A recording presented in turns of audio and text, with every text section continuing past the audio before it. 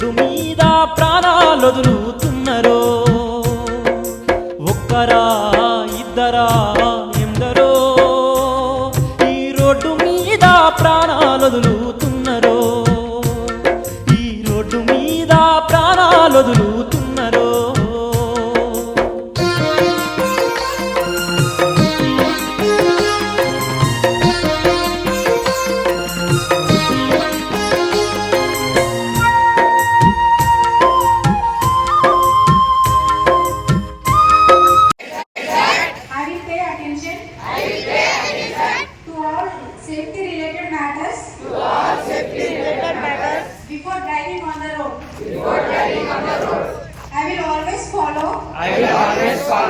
the rules of road and the traffic. I will ensure my own safety and also all the fellow travelers on the road. I will work diligently in a dedicated manner towards road safety and inspire others to be educated and aware. I will always try to help individuals affected by the accidents on the road and continually contribute to the development of a clean, healthy and safe road culture. License తీసుకోవాలంటే వయసు ఎంత? 18 years వచ్చిన తర్వాతనే bike పెట్టాలి. అది కూడా licence తీసుకున్నాక, driving licence తీసుకున్నాకనే పెట్టాలి. ఆ డ్రైవింగ్ లైసెన్స్ ఇచ్చేది మేము, మా డిపార్ట్మెంట్, ఆర్టీఓ డిపార్ట్మెంట్. ఆఫీస్కి రావాలి, మా ముందు నడిపి డ్రైవింగ్ లైసెన్స్ తీసుకోవాలి అనుకోవాలి. అట్లా అనుకున్నట్లయితే యాక్సిడెంట్స్ జరగవు. ఇప్పుడు మేడం వాళ్ళందరూ చెప్పారు, మన మోటార్ సైకిల్ అయితే ఏం చేయాలి? హెల్మెట్ పెట్టుకోవాలి. కార్ అయితే సీట్ బెల్ట్ పెట్టుకోవాలి. ఆ విషయం అందరికీ తెలుసు. న్యూ ఇయర్లో మొన్న నేను ఒక జోక్ చూసిన. ఒక పని వాళ్ళకి చెప్తాడు ఆయన దగ్గర పని చేసే వాళ్ళకి చెప్తాడు, అమ్మా ఈ కొత్త సంవత్సరంలో నేను చెప్తున్నా, ఎవరు కూడా దొంగతనం చేయొద్దు, నా కంటికి కనిపించింది అనుకో నేను ఊరుకోను అని అంటే అక్కడ ఒక కామండి అలాగే సార్ అంటే, అలాగే అంటే ఏంటమ్మా అంటే మీ కంటికి కనిపించే కూడా చేస్తాం లేదు సార్ అంటే మీరు కూడా ఈ రోడ్ల మీద ఏం చేస్తున్నారు మన వాళ్ళందరూ అంటే, పోలీసు ఉన్నది కదా నేను హెల్మెట్ పెట్టుకోండు, పోలీసు ఎన్ఫోర్స్మెంట్ కానీ పక్కన తీసేస్తారు. ఇప్పుడు మేము చెప్తాం అందరికీ హెల్మెట్ ధరించి నడుస్తారా అంటే ఓకే సార్ అంటారు. అంటే అర్థమైంది, మీకు కనిపించేటప్పుడు హెల్మెట్ పెడతాం సార్ అన్న. అట్లా కాదు, సెల్ఫ్ డిసిప్లిన్, మనమే సెల్ఫ్ డిసిప్లిన్ కూడా ఉన్నట్లయితే ఈ యొక్క దేశంలో ఈ మరణాలను తగ్గించవచ్చు. మెయిన్గా ఎక్కువ ఈ యాక్సిడెంట్లలో. అదేవిధంగా స్కూళ్ళకి వెళ్ళి, కాలేజీలకు వెళ్ళి పిల్లలకు కూడా చెప్పండి, వాళ్ళ తల్లిదండ్రులకు చెప్తారు వెళ్ళి. నేను డ్రైవర్లు చెప్తున్నారు, ఊకుంటున్నారు అంతే. డ్రైవర్లు పాటిస్తలేరు. డ్రైవర్లు పాటించకుంటే శిక్ష ఎవరు వేయాలి? వాళ్ళ పిల్లలు వేయాలి. పిల్లలు చెప్పాలి మీకు. మీ స్కూళ్ళలో అందరూ పోయి చెప్పేస్తున్నాం. ఇప్పుడు మీకు పిల్లలు ఎవరైనా కాలేజీలో స్కూళ్ళలో ఉంటే చెప్తారు మీకు రేపటి నుండి, డాడీ హెల్మెట్ లేకుండా బైక్ పొలం దగ్గరికి వెళ్ళకని చెప్తారు మీకు. ప్రతి స్కూల్లో చెప్తున్నాం పోయి. మనం అందరం కలిసి ఏం చేయాలి? ఈ ఉట్నూరులో యాక్సిడెంట్స్ కాకుండా చూడాలి. మీ బాధ్యత, ప్రభుత్వం మా బాధ్యత, మనందరి బాధ్యత ఏం చేయాలంటే యాక్సిడెంట్లు కావద్దు. ఏ రకంగా కానీ యాక్సిడెంట్స్ అయినాక మనం ఎన్నో సవాలక్ష కారణాలు చెప్తాం. ఇది ఇట్లా లేకుండా అవు సార్, అది గుంత ఉంటే అయింది సార్, అక్కడ కింద పడితే అయింది సార్, వాడు తాగినొచ్చి అయింది సార్.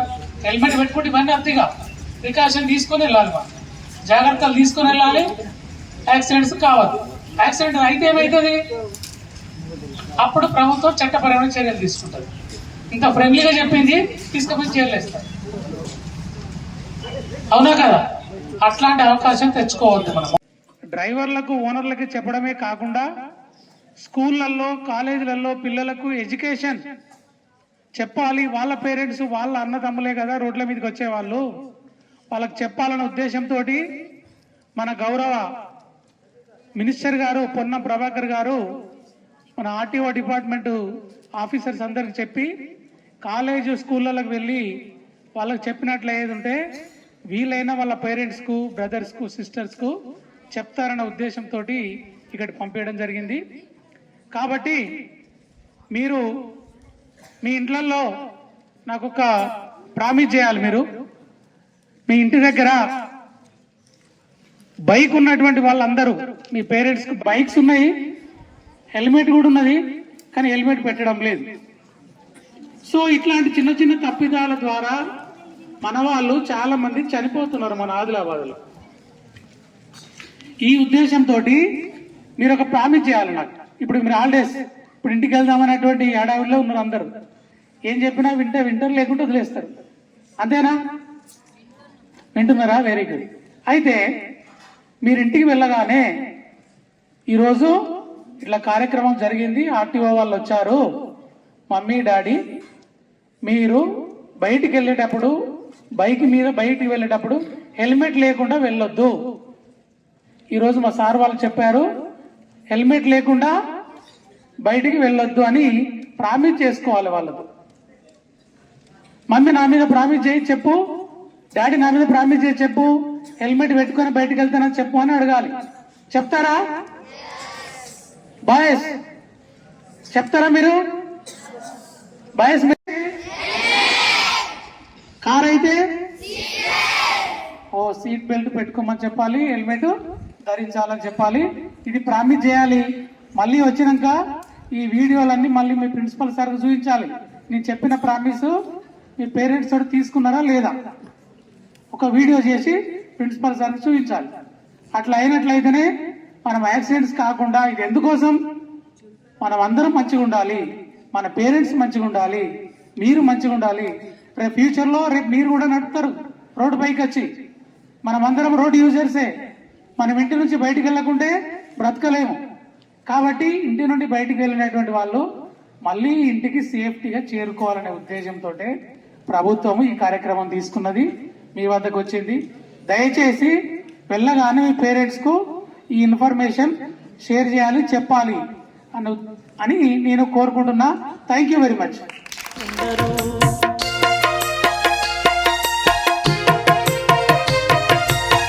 కడుపులతోటి మండే గంజి కొరకు వలసలైన వాళ్ళు కొందరు, తీర్థయాత్రల కాని తిరునాళ్లకు వెళ్ళి తిరిగి రాని వాళ్ళు కొందరు, అత్తగారిచ్చిన కొత్త కారులోన అసూలు బాసయు కొందరు.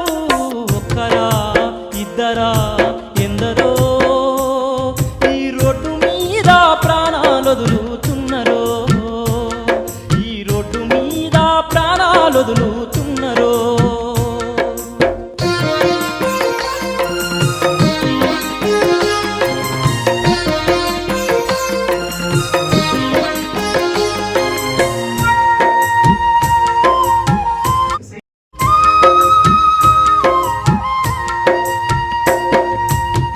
చేతులు పోయి చావు బతుకుల మధ్య సచ్చి బతికేటోళ్ళు కొందరు, ఇంటి దిక్కుపోయి ఇంటి పాదిని చంపుతున్న వాళ్ళు కొందరు. వాళ్ళ కార్లో వెళ్ళిన ఏం చెప్పాలి? మీరు హెల్మెట్ పెట్టుకుంటారు ఏంది అని. ఇన్సూరెన్సు లేక లైసెన్సు లేకుండా బండ్లు నడిపేటోళ్ళు ఎందరో, మత్తు మందు తాగి ఎదురొచ్చే వాళ్ళను గుద్దిపోయేటోళ్ళు ఎందరో.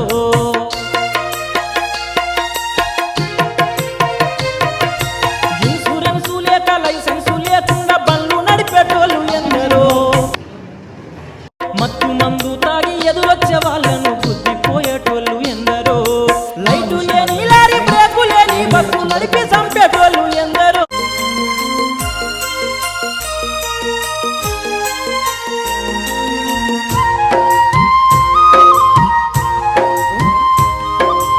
కాబట్టి ఈ విషయాన్ని చాలా మంది యూత్ చనిపోతున్నారు కాబట్టి ఒక్కరా ఇద్దరా